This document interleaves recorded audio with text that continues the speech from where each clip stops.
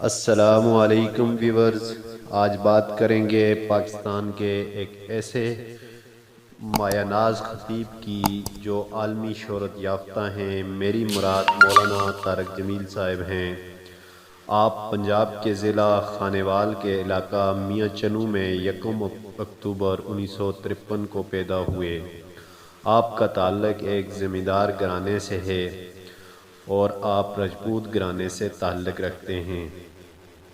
مولانا طارق جمیل کے والد کا خیال تھا کہ آپ میڈیکل کی تعلیم حاصل کر کے ڈاکٹر بنیں۔ یہی وجہ تھی کہ آپ نے ابتدائی تعلیم مکمل کرنے کے بعد Lahore king Edward medical college میں داخلہ لیا۔ آپ اس عمر میں ایک اچھے سنگر تھے۔ آپ کے دوست آپ کو گانا گانے کے لیے اپنی محفل میں بلایا کرتے تھے۔ اسی دوران آپ کا ایک دوست آپ کو روزانہ دعوت و تبلیغ دیتا اور اجتماع میں شمولیت کی دعوت دیتا رہا۔ دوست کے اصرار پر آپ نے ایک دن اجتماع جانے کی حامی بھر لی۔ یہی وہ وقت تھا کہ آپ کی زندگی بدلنے والی تھی۔ اجتماع کے دوران آپ نے خود سے سوال کیا کہ اگر آج میں مر جاؤں تو انجام کیا ہوگا؟ اسی سوال نے آپ کی زندگی مکمل بدل دی اور آپ 4 ماہ کے لیے چلے گئے۔ اسی دوران آپ نے میڈیکل کی تعلیم کو ترک کر دیا اور رائیونڈ مدرسے میں دینی تعلیم حاصل کرنے گئے۔ یہاں آپ نے قرآن و حدیث، شریعت، فقہ اور منطق کا علم حاصل کیا۔ مولانا طارق جمیل صاحب کا لاجواب اور شائستہ انداز بیان لوگوں کو بہت متاثر کرتا رہا اور آپ شہرت کی بلندیوں کو چھوتے رہے۔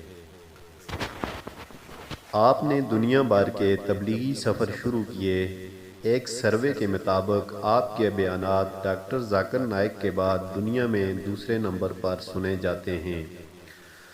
آپ کا انداز بیان اتنا خوبصورت ہے کہ اس کا اثر کھیلوں کے میدانوں سے لے کر فلمی دنیا تک گیا اور جنید جمشید، سعید انور اور فیروز خان جیسے مشہور شخصیات کو اسلام کی طرف لے کر آئے اور وہ حضرات تبلیغ کے ساتھ وقت گزارنے لگے۔ یوں تو آپ ہر دور حکومت میں وقت کے حکمران کے ساتھ اچھے تعلقات رکھتے ہیں، لیکن موجودہ دور میں آپ نے عمران خان کے حوالے سے بہت زیادہ اہمیت ان کی بتائی اور لوگوں کو قائل کیا کہ وہ عمران خان کی تعریف کریں۔